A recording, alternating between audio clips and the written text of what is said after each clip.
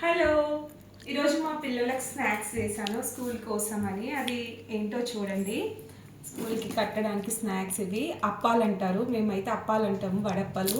So అవి బియ్యం పిండితోని ఇలా క్రిస్పీగా బాగుంటాయి. ఇవి పిల్లల స్నాక్స్ కానీ చేసిన అనమాట.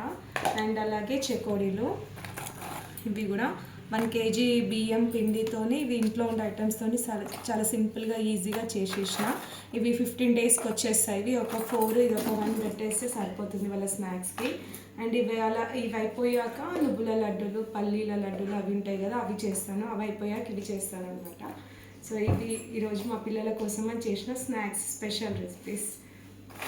ఎలా ఉన్నాయి? చేస్తే బాగున్నాయి కదా.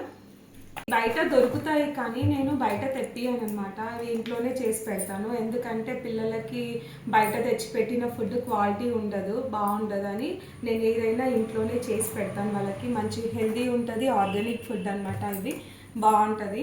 సో వీడియో కనుక నచ్చినట్టయితే తప్పకుండా లైక్ చేయండి.